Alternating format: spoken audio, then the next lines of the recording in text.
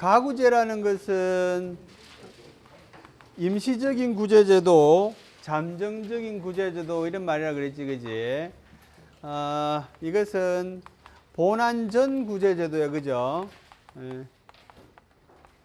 본안전 구제제도가 필요한 이유는 뭔가 하면 본안 판결을 기다리기까지 너무 많은 시간이 소요될 수 있다는 거지. 또 이 행정의 작용이라는 것은 확정되어 버리면 회복이 곤란한 경우들이 많다, 그지? 그래서 신속한 해결을 필요로 하는 경우들이 많다는 거지, 그지? 그래서 가구제에는 소극적인 방법과 적극적인 방법이 있어. 이 소극적인 방법에 해당되는 게 바로 집행정지제도입니다, 그지? 적극적인 방법에 해당되는 것이 바로 가처분제도야, 그지? 그래서 우리 이 행정소송법이 택하고 있는 가구제제도는 집행정지제도를 택하고 있다, 그지? 이 선택되고 있단 말이지. 가처분제도에 대해서는 선택하고 있지 않단 말이지. 선택하고 있지 않기 때문에 뭐가 논의됩니까? 도입 여부가 논의되는 거예요, 그지? 도입 여부가 논의되는데 도입 여부에 대해서 판례는 부정적인 입장을 취한다라는 거지. 이유는 뭔가 하면 이 가구제 제도가 갖는 특성 때문이야, 그지? 민사소송과는 달리 행정소송에서는 가구제라는 것은 되도록이면 예외적으로 인정될 것을 요청한다는 거지. 제도의 특성상 그렇단 말이야, 그지? 그래서 가구제 제도로서 이 소극적인 집행정지, 사실은 가구제 제도로서 적극적인 입장을 취해야 한다는 것은 대단히 제도의 취지상 위험스럽다라는 측면이 좀 있습니다, 또. 그리고 하나로 족하단 말이지. 예외를 자꾸 인정하는 것은 그다지 바람직스럽지 않다는 거지, 그지?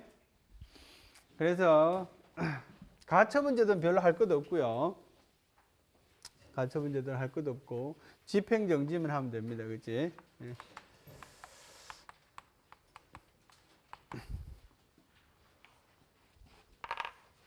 집행정지에 대해서 기억해야 될 점, 취지, 그 다음에 요건, 그 다음에 집행정지의 방법, 혹은 유형. 이게 뭐가 제일 중요하겠습니까? 집행정지의 요건 부분이 제일 중요합니다, 그지? 집행정지 요건만 따로 해서 시험에 잘 나오기도 합니다, 그지? 그래.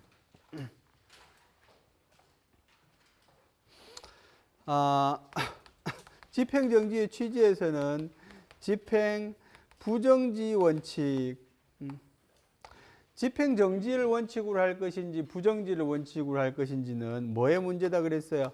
사법정책의 문제다, 그지? 사법정책의 문제다. 뭐의 문제가 아니라 법리의 문제가 아니라 사법정책의 문제라는 거지. 독일에서는 집행정지를 원칙으로 하는 걸, 그지? 집행정지를 원칙으로 하더라 하는 거지, 그지? 그래서 이 대륙법계 국가에서 또 대륙법계 행정법 체계를 갖추고 있는 나라에서 집행정지를 택할 것인가 부정지를 택할 것인가 하는 것은 이 논리의 문제가 아니라 정책의 문제이다, 그지? 그 다음에는 공정력과의 관계,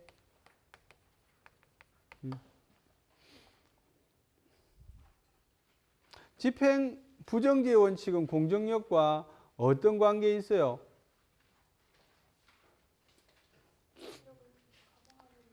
어떤 관계 있다고, 오유민? 어떤 관계 있어요? 집행 부정지 원칙은 뭐라고요? 부정지 원칙은 공정력을 뭐 한다고요? 강화? 강화 한다는 오유민 학생의 생각. 이 맞는지 좀 점검을. 자, 집행 부정지 원칙하고 공정력의 관계는 있잖아. 옛날에는 오유민이 말한 것처럼 집행 부정지하고 공정력은 관계에 있다라고 봤습니다. 왜냐하면 공정력은 뭐 하는 겁니까? 공정력은 뭐하고 밀접한 관련을 맺고 있어요? 소송상의 무슨 제도 아니면 무슨 소송하고 밀접한 관련을 맺고 있어? 윤영목 땡땡 소송 아니면 땡땡. 공정력은 뭐 하는 겁니까? 뭐 효력을 유지하기 위해서 뭐 하지 않는 거야? 취소하고 밀접한 관련을 맺고 있는 겁니다. 그지? 그래서 취소 소송하고 밀접한 관련을 맺고 있는 게 공정력입니다. 예. 그래서 과거에는 집행부정지 원칙은 공정력의 소송상의 효과다 이렇게 얘기했어요. 과거에는 뭐라고? 집행부정지 원칙은 공정력의 소송상의 효과다. 공정력의 소송상의 효과다 이렇게 하겠단 말이지. 공정력이 유지되는 결과 집행부정지 원칙. 공정력은 취소되지 않는 한 효력을 유지한다는 거지, 그지? 그러니까 집행부정지 원칙도 마찬가지란 말이지. 소송이 제기되더라도 집행이 정지하지 않는다. 취소되기 전, 판결이 나기 전까지는 뭐 하여튼 비슷한 취지란 말이지, 그지? 공정력의 소송상의 효과. 지금은 뭐라고 말하는가 하면 지금은 현재는 다수의 견해는 아무 상관없다 이렇게 둘 간에는 서로 상관없는 제도이다 이렇게 이야기합니다. 그지? 예. 어쨌든지 오유민이 내가 하고 싶은 이야기에 단서를 제공해 준 거야. 그지? 예. 옛날에는 집행부정지 원칙과 공정력의 관계에 대한 논의가 많았는데 현재 다수의 견해는 공정력하고 집행부정지 원칙은 무관하다 이렇게 말하는 것이 다수의 견해입니다. 또 그게 뭐하고 어울리는가 하면 이 말하고도 어울립니다. 만약에 집행부정지의 원칙하고 공정력이 논리적으로 관련이 있는 것이라면 집행정지를 택할 것이냐 부정지를 택할 것이냐도 논리의 문제가 되겠죠. 법리의 문제가. 그지? 관계가 없기 때문에 정책의 문제다 이렇게 말하는 겁니다.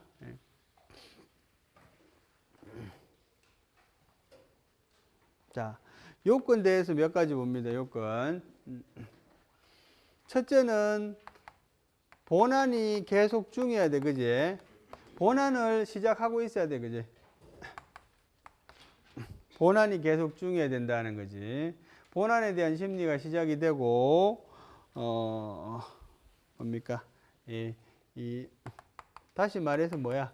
본안 판결이 나오기 전이어야 되겠지. 그지?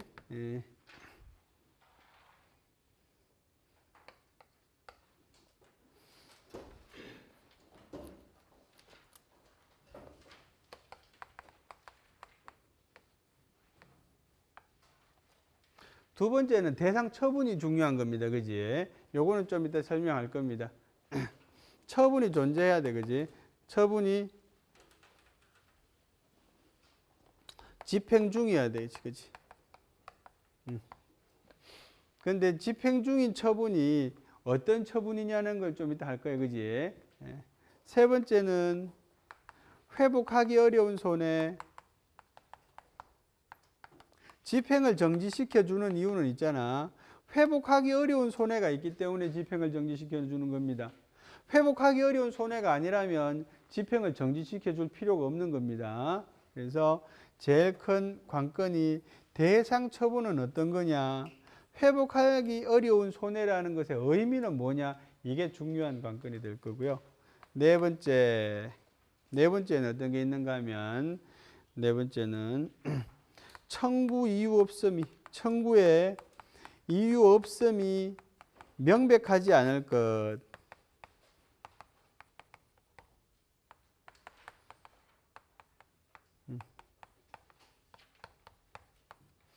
청구의 이유 없음이 명백하지 않을 것. 이건 무슨 말이야? 구제 가능성이 있어야 돼. 그지? 이 좀 말 되는 거에 대해서만 청구의 이유 없음이 명백하지 않다는 말은 청구의 이유가 명백히 있거나 아니면 이게 잘 모르겠어. 구제될지 안 될지 잘 모르겠어. 그런 거예요. 그지? 이 청구의 이유 없음이 명백한 건 어떤 겁니까? 구제될 가능성이 없는 거. 그지? 말도 안 되는 거는 이야기하지 마 이런 말이잖아. 그지? 이거는 무슨 말이야? 구제 가능성이 있어야 된단 말이지. 종국적으로. 요 4번은 판례하고 학설의 입장이 서로 대립되는 겁니다. 학설은 청구 이유 없음이 명백하지 않더라도 한번 해줘라 그런 입장이고요. 판례는 안 되는 건 하지 마란 말이지, 그지? 다섯 번째는 공공복리에 반하지 않을 것.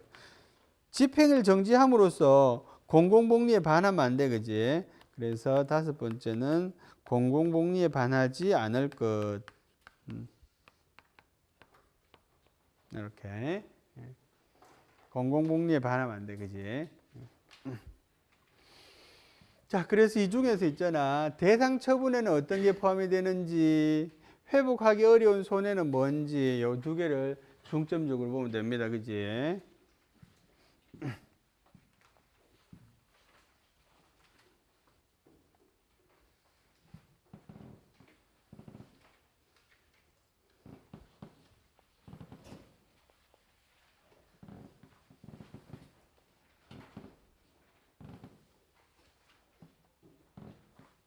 자, 몇 가지 사례를 통해서 봅니다. 첫 번째, 갑은 있잖아. 갑은 허가를 취소당했어. 영업 허가, 뭐 어떤 영업이든 상관없어, 그지? 영업 허가를 취소당했어. 그래서 취소 소송을 제기하면서 집행정지 신청을 합니다.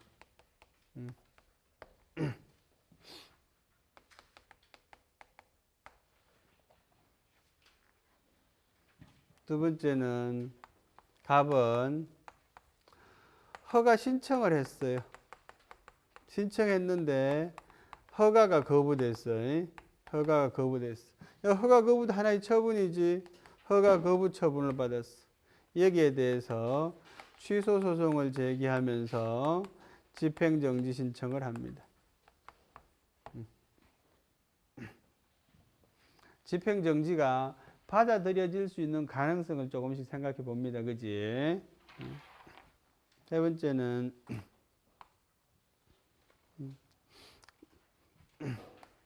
외국인이야. 영어로 쓴 거 보니까 외국인이겠지, 그치? 외국인인데 강제 출국 명령을 받았어요. 강제 출국 명령.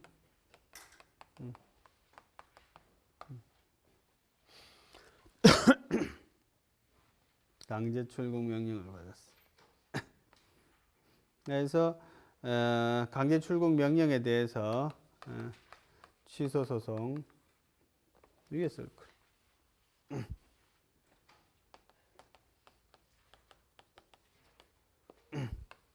제기하면서 집행정지 신청했어요. 네 번째는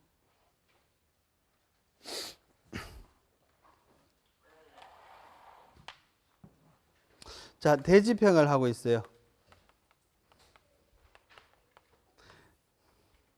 대집행에는 몇 가지 절차가 있잖아요. 그지?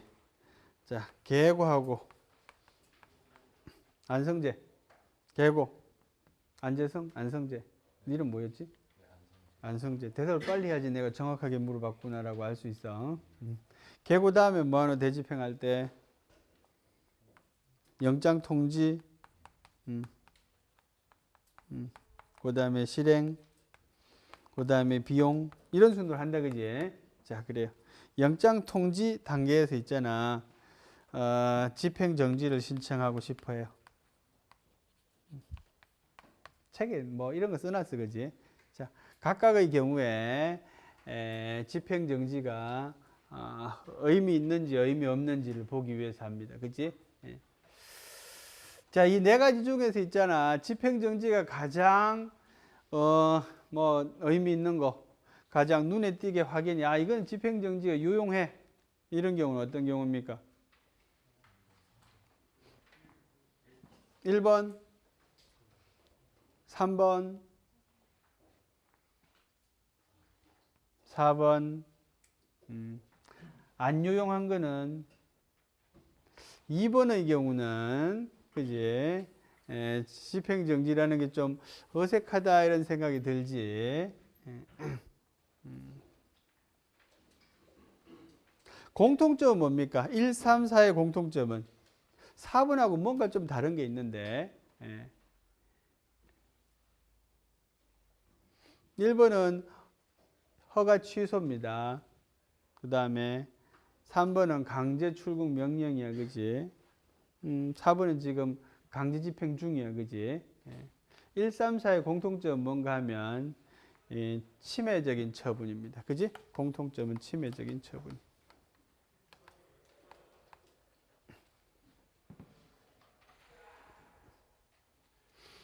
2번은 뭐야? 요거는 허가 신청에 대한 거부는 수익적인 처분에 대한 거부지, 그지? 수익적 처분 신청에 대한 거부야, 그지? 예. 이게 조금은 다르지, 그지? 예. 뭐 소송을 거는 이유는 결과적으로 나한테 해가 되니까 소송을 걸었겠는데 1, 3, 4는 다 나한테 해가 되는 것들이고요. 요거는 조금 성격이 달라. 내가 수익적인 걸 요구했는데 거부당했어, 그지? 예.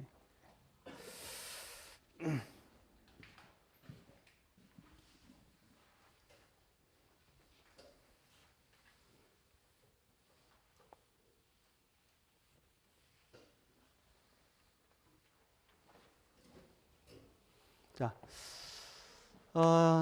정지 대상인 처분과 관련해서 논의되는 것은 거부입니다, 그지? 예. 거부 처분이 이 논의의 대상입니다, 그지? 거부 처분이 집행정지의 대상이 되느냐, 그지? 예.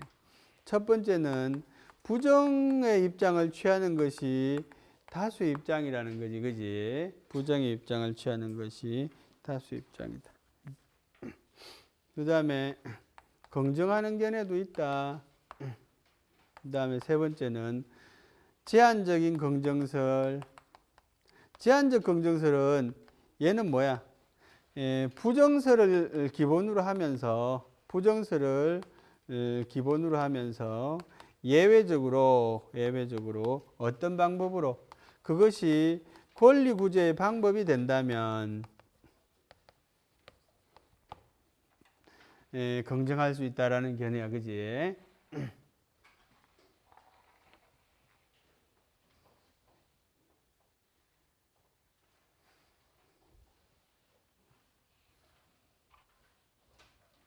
자, 부정설은 집행정지는 집행을 정지시킬 뿐 뭐가 없다. 기속력으로서의 뭐가 집행정지 결정이 집행정지를 결정하더라도 기속력으로서의 뭐가 없다. 뭐가 재처분 의무가 없다.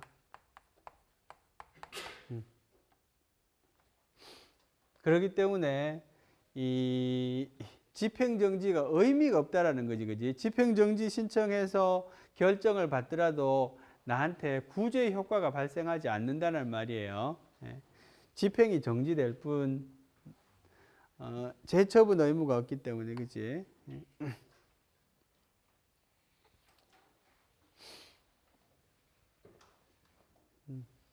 긍정하는 견해는 기속력으로서의 재처분 의무가 있다라는 견해입니다, 그지?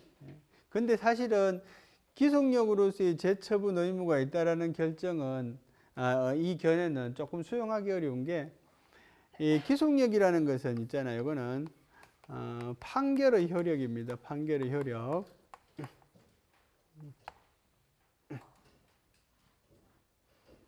근데 집행정지는 가구제에 대한 어떤 결정이지, 그지? 그래서 기속력이 이 집행정지 결정에는 이런 기속력이 발생하지 않는다라고 보는 것이 다수의 견해고요. 제한적인 긍정설은 이 거부에서는 기본적으로 되지 않지만 예외적으로 집행정지가 의미 있는 경우가 있다라는 말이지, 그지? 대표적으로 잘 의미 있었던 판례가 이런 겁니다.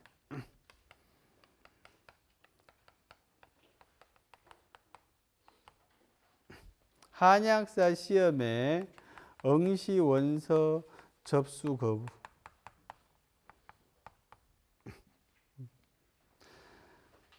한약사 시험을 보는 데 있잖아. 이 한약학과를 나온 애들도 시험을 보지만 누가 보는가 하면은 일반 약대를 나온 사람들 중에 한약사 시험을 볼 수가 있습니다. 우리 양약국에 가면 한기퉁이에 이렇게 약방 그 뭡니까 그지 약재 통이 있고 그런 집들이 들어있지 그지 그런 집들은 약사가 한약사 시험을 봐가지고 한약사 자격을 취득한 경우입니다. 그래서 약대를 다니면서 한약학에 관한 일정한 과목 몇 가지를 들으면 한약사 시험을 볼 수 있는 자격을 줍니다. 우리도 그렇잖아. 사법시험 보려면은 뭐 법률 과목 몇 과목을 들어야 되고 이런 게 있지, 그지? 몇 학점을 들어야 되고. 근데 이제 사법시험의 경우에는 그 어떤 과목이 여기에 해당되는지를 매년 공지를 합니다. 그지? 근데 이제 어쨌든지 이제 한약사 시험 같은 경우는 그거보다 조금 이렇게 좀 플렉시블 했던 모양이지. 그래서 이 학생이 그 과목에 대한 이수가 끝났다고 해서 신청했는데 응시 접수가 거부됐어요. 이 요건에 해당되지 않는다, 그지? 과목을 덜 들었다, 그지? 그래서 이렇게 거부됐거든, 거부. 이 거부 처분 아닙니까, 그죠? 이런 경우에는 집행정지가 의미가 있는 거지. 집행정지가 이 새로운 어떤 처분을 요구하지는 않지만 이 원서 접수는 다시 이루어질 수 있는 상황이 되기 때문에 뭐 그렇다는 거지, 그지?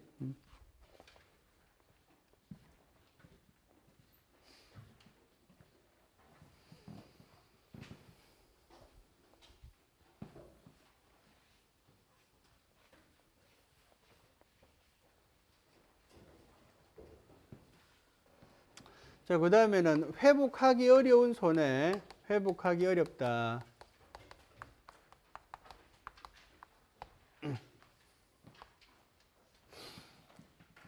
회복하기 어려운 손해는 이 뭡니까? 도식적으로 말할 수는 있지만 사실은 별 의미는 없다라고 봅니다. 구체적인 상황에서 적용될 수 있고 안 될 수 있고 달라. 회복하기 어렵다는 말은 도식적으로는 경제적인 방법, 돈으로 해결할 수 있으면 돈으로 해결할 수 있으면 회복할 수 있다라고 봅니다. 경제적인 방법으로 회복 가능하면 회복하기 어려운 손해로 보지 않습니다. 그지? 회복 가능한 손해야.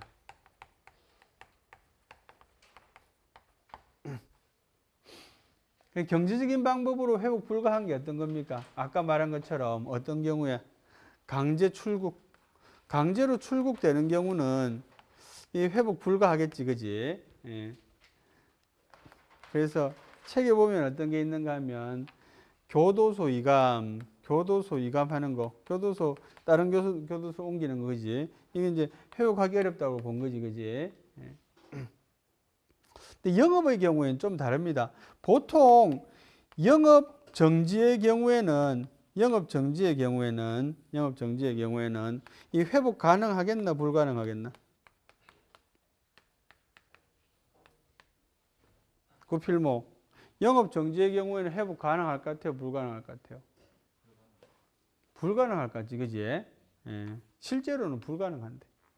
근데 판례는 보면 가능하다고 그런 경우도 있고 안 가능하다고 그런 경우도 있는데 이 경우는 판례를 자세히 읽어볼 필요가 있는 거지. 우리 책에 보면 있잖아. 봐봐. 542페이지 보시면 회복하기 어려운 손해가 아니라고 본 경우에 어떤 게 있어요? 유흥접객업 영업허가 철회 처분. 유흥접객업 영업 취소 처분이야, 그지? 그런 경우 있어요. 그 밑에 보면 회복하기 어려운 손해라고 본 거는 골재 도소매업 영업 사건, 영업 허가 토석 채취 허가 취소 처분. 뭐 대표적으로 회복하기 어려운지 안 어려운지는 상황이 그 영업의 내용이 말이야. 지금 상황 아니면 영업이 이루어질 수 없다거나 여름에 수박 장사를 한다거나 회복하기 어려워 그지. 겨울에 못 파니까 뭐 이런 개념이지 그지. 예. 토석을 채취하는데도 이 시기에 채취하지 않으면 무너진다거나 뭐 그지.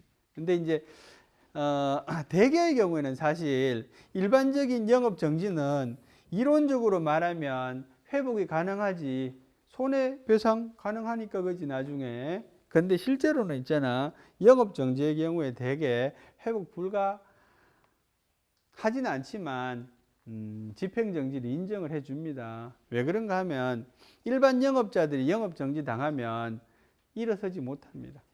예를 들어서 있잖아 음식점 하는데 영업정지 1개월짜리 영업정지 하잖아 그지. 한 달 동안 이렇게 문 닫고 있으면 뭐가 생깁니까? 이 음식점에 대한 불신이 생깁니다 그지.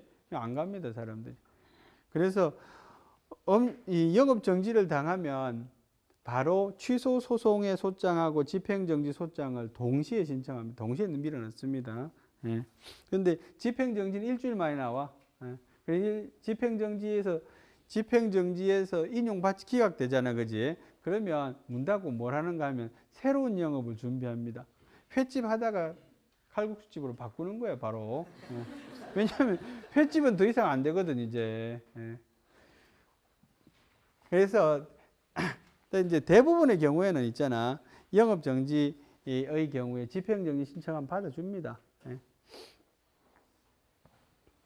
그래 뭐 회복하기 어려운 손해.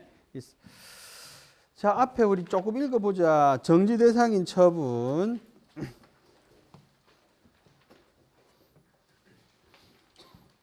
540페이지. 집행정지는 처분의 존재를 전제로 처분의 집행을 정지시켜 집행 전의 상태로 만드는 소극적인 작용이야. 그래서 집행 전의 상태를 변경시키는 적극적인 조치는 할 수 없다 이래 돼 있어. 따라서 처분 전이거나 부작위 등이거나 처분이 없는 경우에는 적용되지 않는다. 그 위에 범위에 보시면 집행정지는 취소 소송에 있고 그지. 무효동 확인 소송에 준용되는데 부작위 위법 확인 소송에는 준용되지 않아. 이유는 왜? 부작위의 경우에는 정지할 대상이 없잖아. 그지? 그래서 그런 거고요.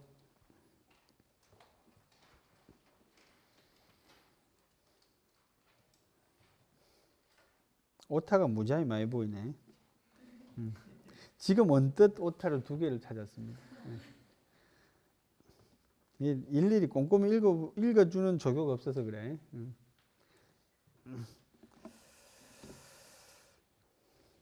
나도 꼼꼼히 책을 읽어본 적은 별로 없는 것 같아. 제목만 보고 대강 하는 거지. 그래요. 그래서 어쨌든지 그래서 자꾸 읽어봐야 돼. 또 집행정지는 침해적인 처분을 전제로 하므로 수익적인 처분에 대한 집행을 정지해달라는 것은 허용되지 않는다. 뭐 애초에 성립하기 어려운 말이겠지. 처분 중에 거부 처분에 대해서는 집행정지의 대상이 될 수 있는가와 관련해서 논의가 있다. 부정설. 그치? 다수 의견의 부정설이야. 침해적인 처분에 대해서만 집행정지할 수 있고 수익적인 처분에 대한 거부 처분은 대상이 되지 않는다.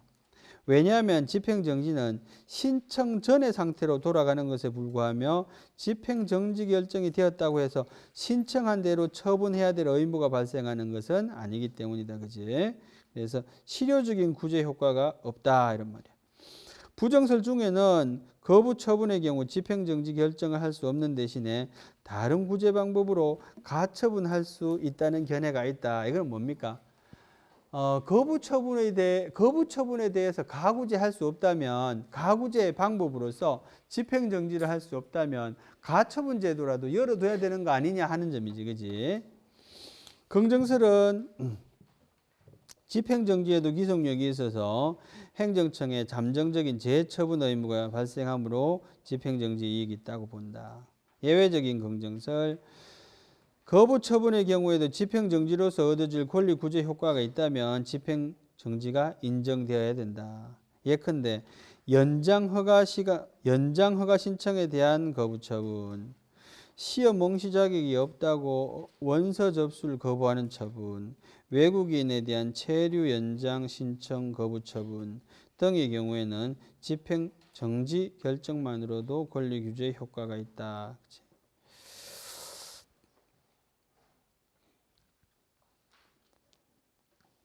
그 밑에 보시면 그 이외에 집행정지의 대상은 소송물인 처분이지만 예컨대 대집행 계고와 대집행 영장의 통지 등과 같이 1년에 연속적으로 행해지는 행위의 경우 후행 처분을 집행 정지시킴으로써 선행 처분을 집행 정지시킨 것과 같은 효과를 나타내는 경우에는 후행 처분에 대한 집행 정지도 인정이 된다. 이게 무슨 말이야? 집행 정지라는 것은 현재 이루어져 있는 처분에 대한 집행을 정지하는 것인데 아직 이루어지지 않은 처분에 대한 집행 정지도 가능하다. 그지? 어떤 경우에 절차의 속행으로서 이루어지는 경우에는 후행 처분에 대한 집행 정지도 가능하다. 그지? 요 집행 정지의 유형 중에는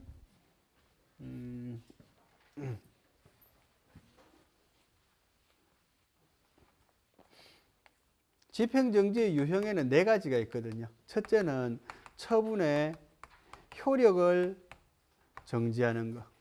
두 번째는 처분의 집행을 정지하는 것. 세 번째는 절차의 속행을 정지하는 것. 네 번째는 처분의 일부에 대한 집행을 정지하는 것. 이렇게 네 가지 유형이 있는데 가장 일반적인 게 말 그대로 처분의 집행을 정지하는 거예요. 그지? 그런데 절차의 속행을 정지하거나 처분의 일부의 집행을 정지하는 거, 이거 사실은 별표라기보다 참고표, 좀 위험할 수 있어요. 처분의 일부를 집행을 정지하면 처분이 이루어지는 과정에서 그 중간에 자르는 거거든. 그래서 뭡니까? 요거는 처분 권한자를 침해하는 결과가 되어서 조금 사실은 위험한 측면이 있어요. 그래서 예외적으로 인정이 되는 거고요. 처분의 효력을 정지하는 것은 정말 예외적인 경우지, 그지? 그런데 처분의 효력을 정지하는 것도 이렇게 포함을 되게 시킵니다, 그지? 그래서 위로 올라갈수록 엄격해지는 거 아니야? 효력을 정지하는 거, 집행, 절차의 속행. 그래요. 그 다음에 또 부관도 본체의 행정행위의 본질적인 부분을 차지하는 경우가 아닌 한 독립해서 집행정지의 대상이 될 수가 있다. 본체의 행정행위의 본질적인 부분이 아니어야 돼. 그지? 그래서 어떤 것만 될 수 있어요? 부담 같은 것밖에 안 돼.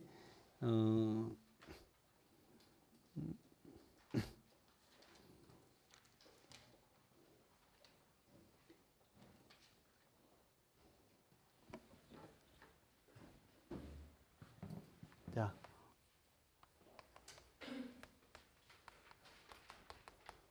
정의종. 부관도 의사표시다. OX. 부관도 의사표시다. 오, 그지? 자, 의사표시로서의 성격이 가장 강한 것은 다음 중에 객관식이야. 조건, 기한, 부담. 셋 중에서 의사표시로서의 성격이 가장 강한 것은 부담이야. 조건이나 기한은 사실은 의사표시라고 말하지만 경계가 좀 모호한 거지, 그지? 특히 이 셋 중에서 의사표시로의 성격이 가장 없는 거는 뭡니까? 우리 저기 현진이 뒤에 이름 뭐고? 얘가 현진이야, 참고로. 찬양, 맞아, 찬양. 찬양 뒤에 이름 뭐고? 현영, 그지? 현영이, 그래.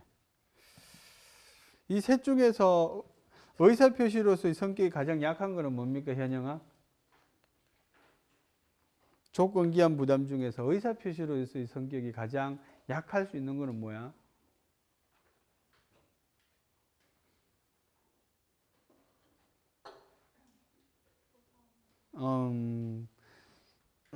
의사표시로서 성격이 가장 강한 게 부담이라고 이야기했는데 금방 가장 약한 걸로 또 찍었어.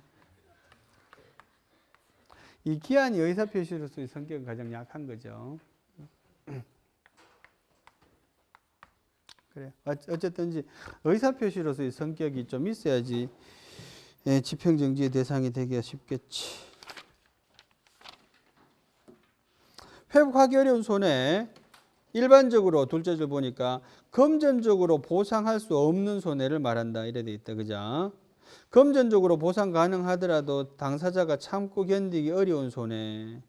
일반적으로 영업정지의 취소를 구하는 경우에는 집행정지가 인용되지 않을 것이다 라고 썼지만 실제로 많이 인용된다고 그랬어. 회복되기 어려운 손해로 본 경우 다시 보자. 그자? 현역 입영 처분의 경우 이 뭐 회복하기 어렵지. 군대 갔다 오라는 뜻이니까. 그지? 교도 소위감 처분, 현역 병역 의무 이중 이행. 그지? 회복하기 어렵겠지. 자, 그다음에 본안 청구가 이유 없으면 명백하지 않을 것. 아까 말한 것처럼 구제 가능성이 있을 것. 그지? 판례하고 학설이 대립하는 부분이다. 그지? 교수님들은 본안 청구 이유 없어도 해줍시다 이런 거지, 그지? 한계는 아까 말한 대상의 부분하고 똑같고요.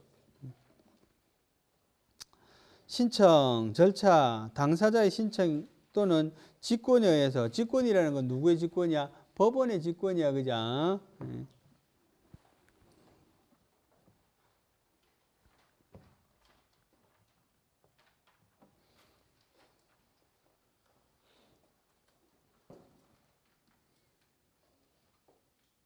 집행정지 결정에는 내용, 처분의 효력이 정지되는 경우, 처분의 집행이 정지되는 경우, 절차의 속행이 정지되는 경우, 처분의 일부의 집행이 정지되는 경우 등이 있다. 일과 관련하여 처분의 효력 정지는 집행의 정지, 처분의 집행 또는 절차 속행의 정지로 목적을 달성할 수 있는 경우에는 허용되지 않는다. 그지? 예. 그래야지 맞겠지. 처분의 효력 정지는 사실은 집행 정지의 범위를 넘는 거지, 사실은. 처분 일부에 대한 집행의 정지와 관련해서는 재량행위의 경우에는 처분의 일부에 대한 집행정지는 재량권을 침해하는 것이 아닌가 하는 지적이 있다. 효력, 형성력. 처분 등의 효력 정지의 경우는 당해 처분이 없었던 것과 같은 상태를 실현한다. 대인적인 효력, 당사자, 관계행정청, 제3자에게도 효력을 미친다. 시간적인 효력, 주문의 존속 시기를 정하는 것이 원칙이다. 집행정지는. 주문에서 정하지 않은 경우에는 당해 청구의 본안 판결이 확정될 때까지 집행이 정지된다. 집행정지 결정의 취소. 집행정지가 공공의 복리에 중대한 영향을 미치거나 정지 사유가 없을 때는 취소한다. 결정에 불복할 수 있어. 그지? 즉시 항고할 수 있어. 이 즉시 항고는 집행의 결정을 정지하지 못한다.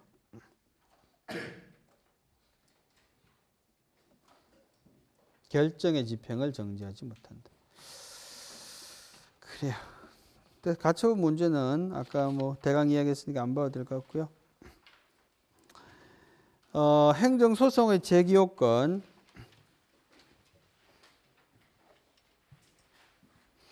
제기요건은 크게 이제 네 가지가 있다라고 그랬지. 두 가지는 형식적인 요건, 두 가지는 실질적인 요건 이렇게 본다, 그지? 형식적인 요건의 두 가지는 법원의 관할의 문제, 그 다음에 제소 기간의 문제 이런 것들은 형식적인 요건이라고 보고요. 실질적인 요건으로 보는 것은 당사자의 문제, 그 다음에 소송물의 문제 이런 거예요, 그지? 형식적인 요건은 대개 언제 판단하는가 하면 본안 판단 전에 합니다. 그지? 그래서 이거는 각하의 대상이 될 수 있는 것이고요. 요 두 가지는 실질적인 요건인데, 물론 이것도 명백하면 본안 판단 전에 할 수 있겠지. 그지? 말도 안 되는 대상이거나, 그지? 그 다음에 말도 안 되는 소송물이고, 소송물이라는 것은 처분성 여부잖아. 그지? 요거는, 대개의 경우에는 기각을 하게 된다. 그지? 본안까지 가봐야지 알 수 있는 경우가 많기 때문에 그렇다. 그지? 혹은 명백하면 각하할 수 있겠지. 그런데 그 요건 중에서 행정심판,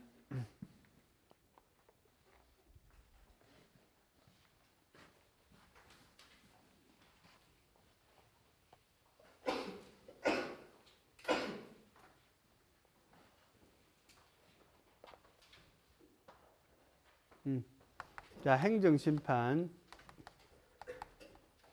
행정심판과의 관계는 뭐를 말하는 겁니까? 행정심판 전치주의와의 관계를 말하는 거예요. 그지?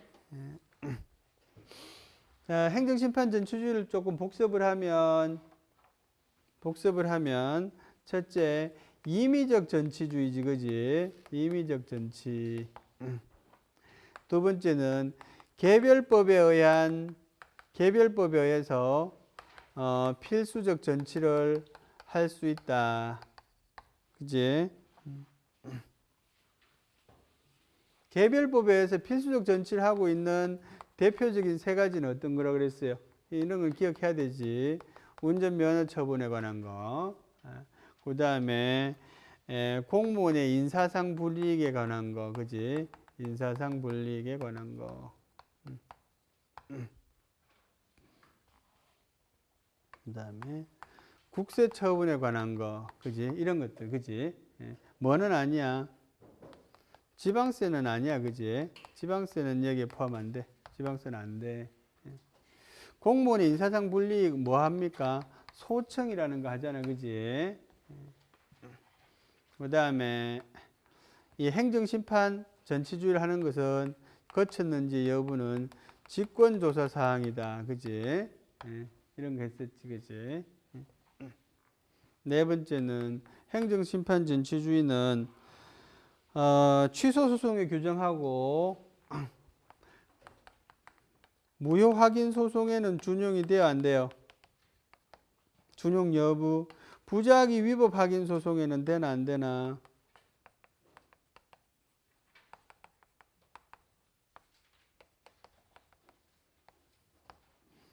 현진아, 무효 확인 소송에 준용돼 안 돼? 안 돼. 그지? 부작위 위법 확인 소송에 되나 안 되나? 안 될 것 같습니까? 될 것 같습니까? 사실은 잘 안 외우면 나도 잘 모르겠어. 솔직히 말하면 그때 막 헷갈려. 여기 안 되는 거는 명백한데, 근데 지난 시간에 누가 이거 물어봤어. 행정심판 전치주의가 무효 확인 소송에는 준용되지 않는다고 해놓고 무효 확인 심판은 왜 있습니까? 이런 물어본 학생이 있었던 것 같은데, 때로 그렇게 물어보면 나도 왜 있지? 근데 지금 생각났는데, 그 말하고 다른 거야. 행정심판 전치주의는 이런 말이야.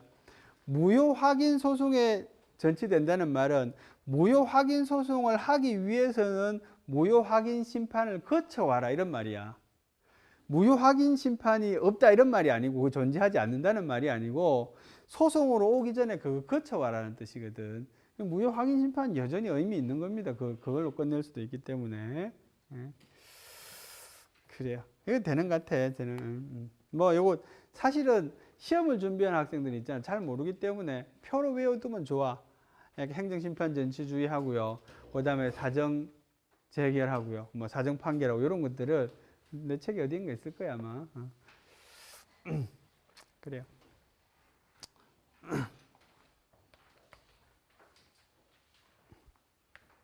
이런 경우도 있어요. 소를 변경함으로써 행정심판 전치주의가 필요하게 된 경우가 있어요. 소를 변경한다는 말은 예를 들어서 이런 거지. 무효 확인 소송을 제기했다가 뭐로 변경했어? 취소 소송으로 변경했어. 그래서 무효 확인 소송 때는 행정심판 전치하지 않아도 되는데 취소 소송 때는 전치해야 되지. 그지? 그러면 요 때는 전치 요건이 준수되어야 하는가? 어떨 것 같아요, 준영아? 소 변경함으로써 전치 요건이 준수되어야 되는가? 거쳐야 되는 경우 있을 수 있잖아, 그지? 예, 준수되지 않아도 됩니다, 그지? 소 변경으로 인한 경우는 그냥 상식에 맞게 생각하면 되는 것 같은데, 뭐 이런 거 적어놨겠지. 그런 건 별로 없네 책에. 그래요.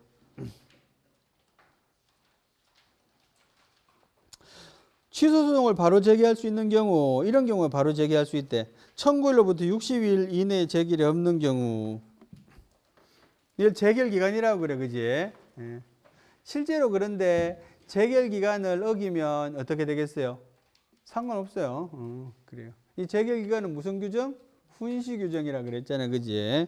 그런데 청구인 입장에서는 재결 기간이 넘으면 안 해도 되나 보다 이렇게 생각해도 된다는 말이지. 처분의 집행 절차의 속행으로 생길 중대한 손해를 예방할 긴급할 필요가 있으면 바로 제기할 수 있어요.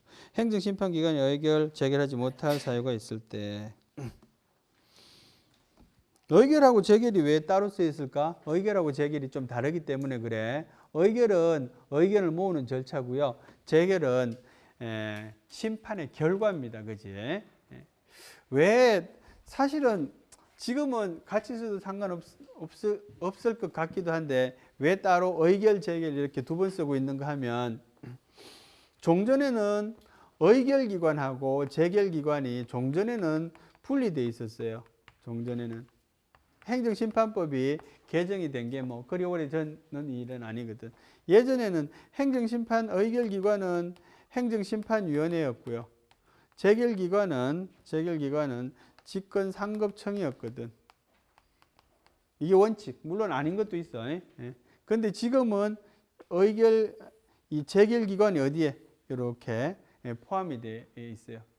근데 옛날에는 정말 웃긴 게 의결기관하고 재결기관을 분리해 놓고 있으면서 행정심판위원회 위원장은 상급청이 되었어요. 그러니까 분리되었다라고 말은 하면서도 안 분리된. 그러니까 예를 들어서 용인시장의 처분에 대해서는 경기도 행정심판위원회에서 하잖아, 그죠? 그러면 경기도 행정심판위원회 위원장은 경기도지사야. 그러니까 이 형식적으로 분리되어 있는 듯 하면서도 안 분리된. 그러니까 이제 이렇게 포함시켰겠지. 그지? 재결기관이 지금은 의결기관에 포함이 되어 있어. 그래서 옛날에는 행정심판위원회가 의결기관이었는데 지금은 행정심판위원회가 합의제 행정청이 된 거지. 그지? 심리 내용과 절차. 요건심리, 본안심리 다 했던 이야기고요. 불고분류 원칙, 재량행위 심리 다 했어. 그죠? 심리 절차도 공개심리주의, 구술심리주의, 변론주의, 처분권주의 할 거 없네. 그치? 특수한 심리 절차 548페이지 그건 뭡니다.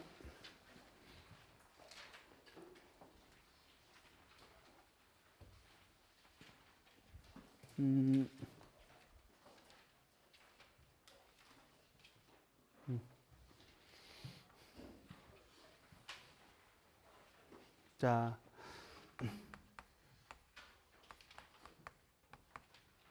직권탐지주의하고 변론주의와 관계.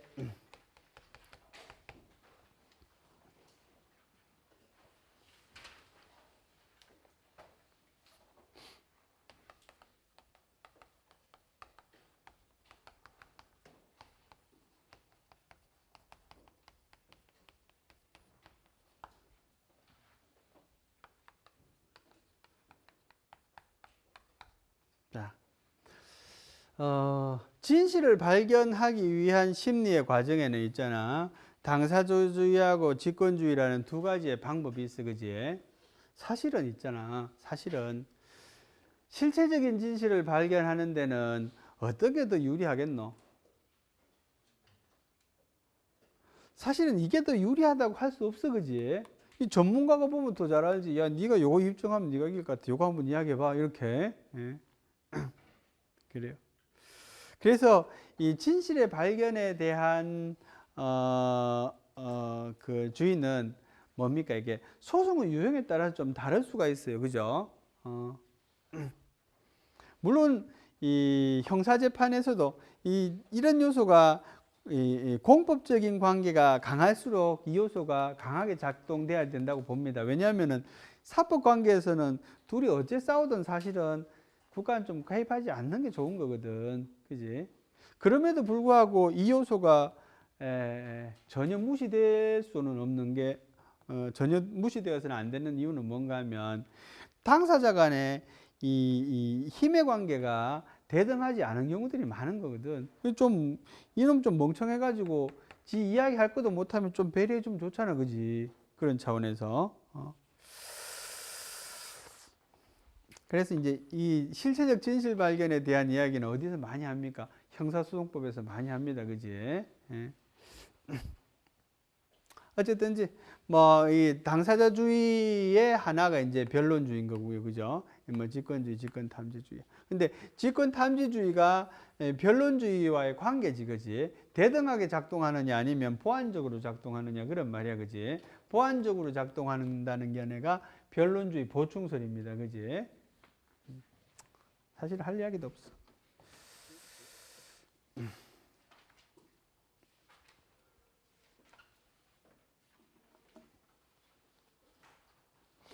입증 책임, 주장 책임과 입증 책임, 주장 책임. 변론주의를 원칙으로 하므로 주장하지 않으면 효과가 없어요. 주장하지 않으면 심리하지 않습니다. 그죠? 예.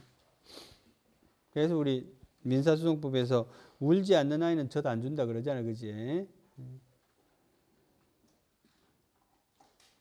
원고 책임설, 일반 원칙설.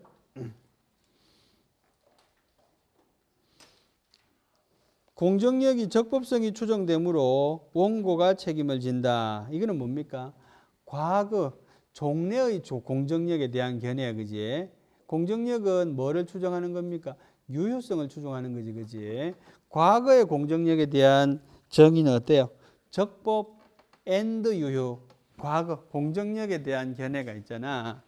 공정력에 대한 견해가 내가 행정법 배울 때만 해도 공정력은 뭐를 추정한다 그러는가 하면 적법하고 유효하다고 추정한다고 배웠어요. 나는.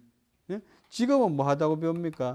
유효하다고 추정 요것만 있어. 그죠? 얘는 없어 날라갔어 지금. 그지? 그래서 적법하고 유효하다고 추정된다고 했을 때는 이때는 뭡니까? 원고 책임설, 원고 입증 책임설이 맞고요. 그죠? 지금 유효성만 추정할 때는 어떻습니까? 입증 책임, 무슨 설? 분담설 그러지. 분담설. 입증 책임 분담설이란 말은 뭐야? 주장하는 놈이 책임지란 말이야. 예.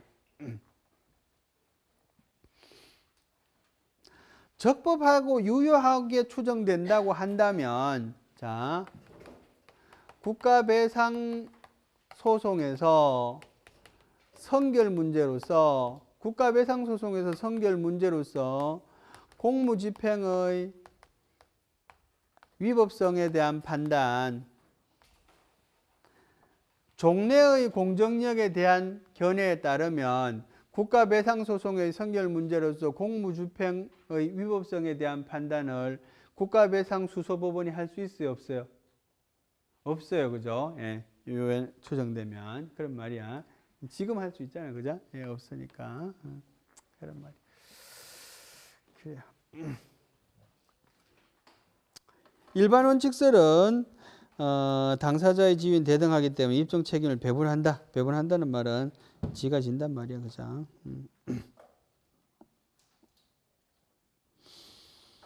2번 보자. 무효 확인 소송. 무효 확인 소송은 무효 원인에 대한 입증은 피고가 진다는 게 다수설이야. 피고가 집니다. 피고 뭘 진다는 말이야?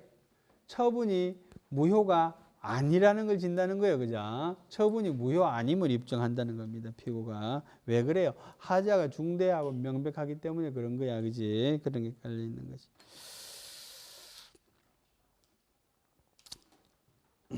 판례는 원고가 책임을 진다는 거예요. 그죠? 뭐 다를 바 없다는 거고요. 학설적으로는 피고가 지는 게 맞다. 하자가 중대하고 명백한데 네가 틀리지 않았다는 걸 한번 입증해봐라 이런 거지.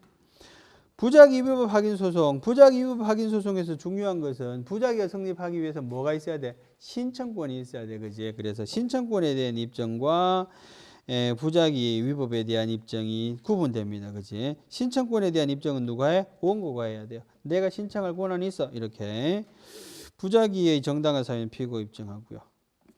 위법 판단 기준 시점.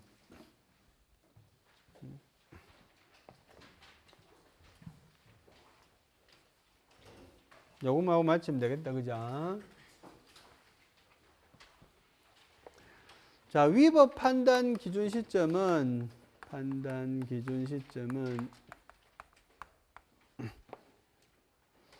취소 소송의 경우, 무효 확인 소송의 경우, 그 다음에 부작위 위법 확인 소송의 경우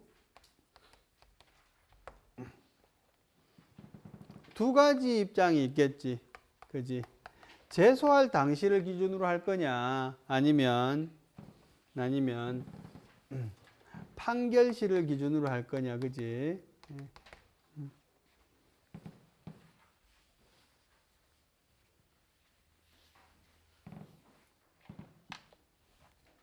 우리 형법에서는, 형법에 보면은 이런 거 있잖아. 행위시법주의가 있고 결과시법주의가 있어, 그죠? 예. 그래서 뭐를 취합니까? 행위시법주의를 취하잖아, 그지? 예. 그래서 다를 수도 있겠다, 그죠? 요거 두 개 같을 수도 있지만 다를 수도 있지, 그지? 예. 처분할 당시 처분시를 기준으로 하겠지, 처분시를 기준. 얘는 뭘 기준으로 해? 얘는 판결시를 기준으로 해요. 이유는 뭡니까? 이유는 부작이기 때문에 아무것도 안 했잖아, 그죠? 아무것도 안 했기 때문에 처분시가 적용될 수가 없는 거지. 제소시도 적용될 수 없어요. 제소시에는 물론 부작위가 존재하는데 제소시의 부작위가 위법인지 아닌지를 법원이 이 탐지를 다시 해봐야 되는 거지. 그런 수고를 끼칠 필요가 없다는 거지, 그지? 그래서 판결시를 기준으로 하고요. 여기 취소소송 뭐 중에서 있잖아. 참고로, 그지? 나중에 사정 판결할 때 배우겠지만 사정 판결에서는 뭐를 기준으로 합니까? 판결시를 기준으로 합니다, 그지? 취소소송에 관한 거지만 사정 판결할 때는 판결시를 기준으로 합니다. 뭐 그런 겁니다, 그지? 처분시설과 판결시설이 있다. 처분시설은 처분시의 법령 및 사실 기준으로 하고, 판결시는 판결 당시의 사실 및 법령. 부작위법 확인시설은 판결시 기준으로 하고요. 심리의 과정. 그래요. 심리의 과정 내일 수고했습니다. 네.